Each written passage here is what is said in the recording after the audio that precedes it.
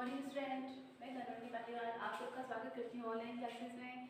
आज हम पढ़ेंगे क्लास 10th का चैप्टर 3 जिसका नाम है भूमंडलीगत विश्व का बनना पार्ट 1।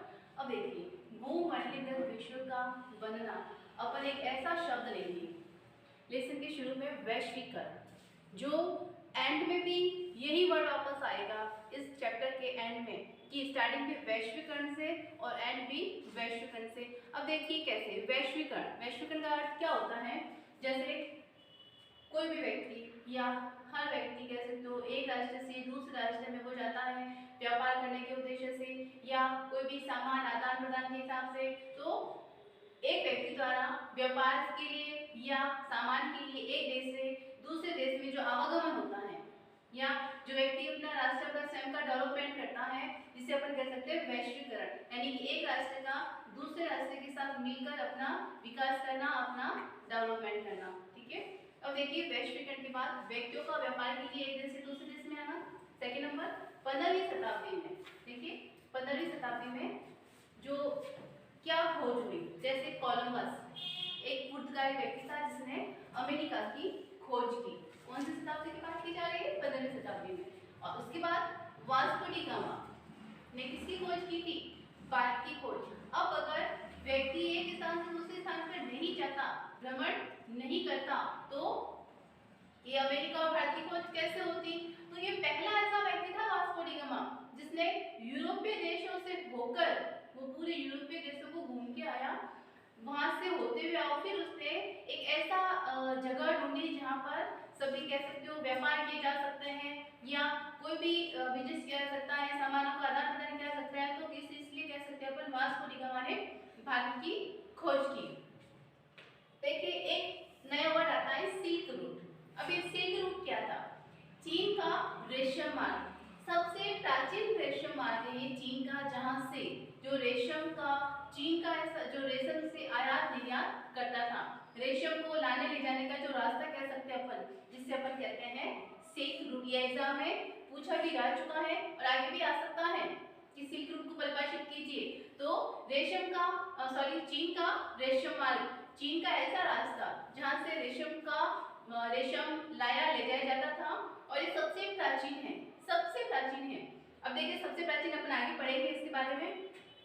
अब देखिए नेक्स्ट वैश्वीकरण प्लस औद्योगिकीकरण। अब देखिए वैश्वीकरण तो क्या हो गया?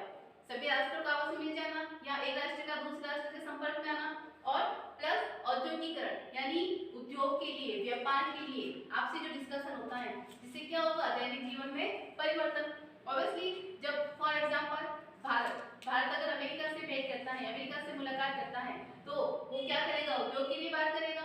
इससे क्या हो जाएगा? वर्तमान जीवन में परिवर्तन कि भारत का भी क्या हो सकता है? विकास हो जाएगा। बस आधुनिक युग से पहले, अब इस जो प्रेजेंट टाइम का जो युग है, इससे पहले क्या था? काफी समय पहले देखा जाए तो 18वीं शताब्दी में भारत और चीन सबसे धनी देश थे। जब अपन कह सकते हैं जब हमारे भारत में अंग्रेजों का आगमन नहीं हुआ था, उस समय जो चीन और भारत थे वो बहुत ही धनी देशों की श्रेणी में आते थे। भारत की एक शब्द की उपयोग किया जाता है, सोने की चिड़िया।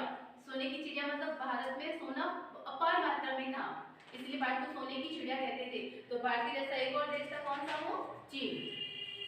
देखिए वापस यहाँ पर वो टॉपिक आता है चीन का सिल्क रूट। चीन का सिल्क रूट जो मार्ग है सबसे प्राचीन है। ये जो ईसा पूर्व से भी, ईसा मसीह के जन्म से पहले भी ये मार्ग प्रचलित था। उस ईसा मसीह के जन्म से पहले ही अपन इसका उपयोग करते थे। जो राष्ट्र है वो व्यापारिक क्षेत्र में वहां से आने जाने के लिए इसी रास्ते का उपयोग करते थे। नेक्स्ट 15वीं शताब्दी में विभिन्न महाद्वीपों को जोड़ा, कहां से जोड़ा गया? सिल्क रूट मार्ग से। कौन कौन से महाद्वीप जुड़े आपस में?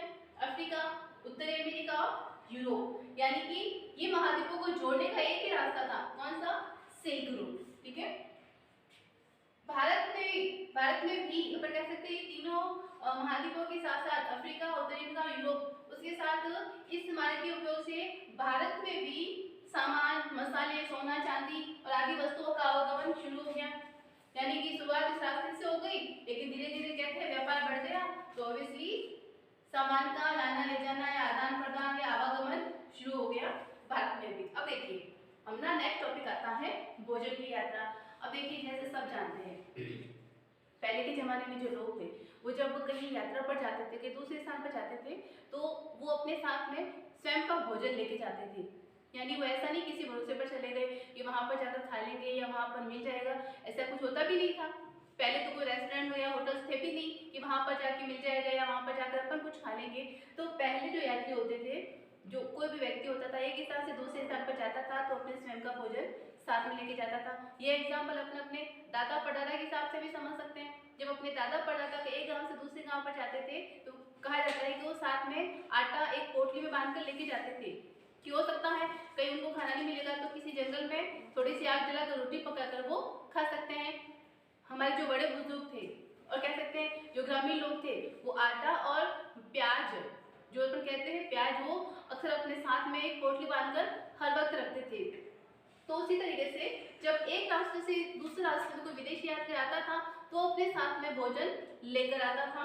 तो उसी तरीके से भोजन का एग्जाम्पल कैसे मिलेगा, देखिए अब जैसे नूडल्स है, बड़े चाव से अपन खाते हैं और आजकल तो बहुत आधुनिक समय में तो बहुत ज्यादा फेमस है नूडल्स, जिसको अपन मैगी भी कहते हैं, है ना।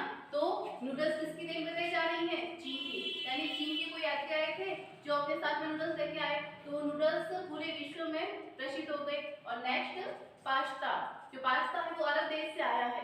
कहाँ से, अरब देश से। अरब देश से भी काफी यात्री आए थे हमारे भारत में तो वो अपने साथ खाना लेकर आए थे। वो खाने में क्या यूज करते थे वहां पर, पास्ता। तो इस तरीके से पास्ता का प्रचलन भी हो गया पूरे विश्व में। ये तो हो गई खाने की बात। अब इसके अलावा देखिए अन्न की बात की जाती है, फसलों की बात की जाती है। तो नई फसलों में परिवर्तन अब कैसे, जब एक देश की फसल है अगर वो दूसरे देश में चली जाती है, फॉर एग्जाम्पल जैसे आलू यूरोपीय देश में पहुंच गए तो वहां के गरीब लोगों को, क्योंकि आलू एक सबसे सस्ता खाद्यान्न है, मतलब ये सबसे सस्ती फसल थी आलू की, जो गरीब व्यक्ति एफोर्ड कर सकता था। आपने सुना होगा कॉर्न लॉ कानून लगा हुआ था इस समय, यानी कि खाद्यान्न यानी अन्न, मक्के के अनाज पर पाबंदी लग चुकी थी कि मक्का एक स्थान से दूसरे स्थान पर नहीं भेजा जाएगा। तो उस समय जो आलू ऐसी फसल हुई थी जो यूरोप के गरीबों के डेवलपमेंट में वो सहायक हुई। दूसरा, आलू आयरलैंड के जो काश्तकार थे, जो जंगल में लकड़ी काटने वाले थे या कह सकते हो मछुआरे भी हो सकते हैं, उनके लिए भी आलू बहुत अच्छी फसल बना जिससे कि उनको भोजन प्राप्त हुआ। अब कंडीशन क्या हो गई कि जो यूरोप के जो गरीब लोग हैं और आयरलैंड के जो काश्तकार थे वो सारे आलू के ऊपर बहुत अधिक मात्रा में डिपेंड हो गए। कुछ कंडीशन बस वहाँ की जो फसल खराब हो गई आलू की। अब आलू की फसल खराब होने से यहाँ पर दोनों में क्या फैल जाएगी, भूखमरी। क्योंकि जिस चीज के अपन आदी हो जाते हैं, जिस चीज की अपन को आदत हो जाती है और वो वस्तु नहीं मिलने पर हमारे इसमें क्या फैल जाती है, भूखमरी, क्योंकि हम भूखे रहते हैं उस समय। तो बस ऐसे हुआ था, आलू की फसल अगर जब खराब हो चुकी थी प्राकृतिक आपदा के कारण तो क्या बढ़ गई थी, भूखमरी। अब अपना नेक्स्ट टॉपिक आता है विजय, बीमारी और व्यापार। अब देखिए विजय, बीमारी और व्यापार। विजय शब्द से हम पता लगाएंगे कि व्यापारिक विजय जो हो सकती है, या जो फ्रांस की क्रांति हुई थी, रूस की क्रांति हुई थी, उसमें विजय हो सकती है। लेकिन यहाँ पर अपन बात करेंगे व्यापारिक विजय की, ठीक है।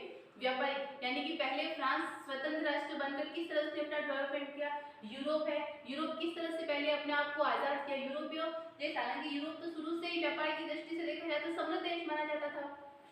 तो 15वीं और 16वीं शताब्दी में यूरोप में व्यापारिक दृष्टि से विजय हासिल की। यानी कि यूरोप एक ऐसा देश था जहां पर आर्थिक स्थिति कभी खराब हुई नहीं, यानी कि वो एक समृद्ध देश माना जा सकता है।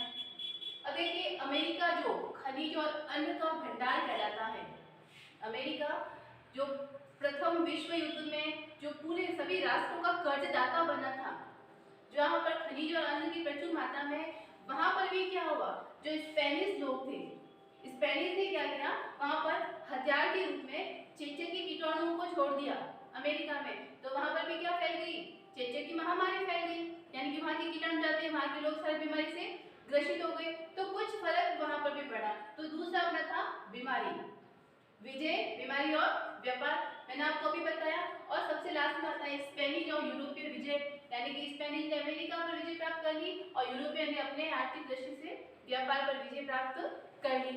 तो आज का जो अपना टॉपिक था, जब तक फर्स्ट पार्ट था भूमिगत वरना इसका फर्स्ट पार्ट आप स्क्रीनशॉट लेकर कॉपी में नोट कर लेना। इसका जो नेक्स्ट चैप्टर होगा वो अपन अगले बार में पढ़ेंगे। धन्यवाद।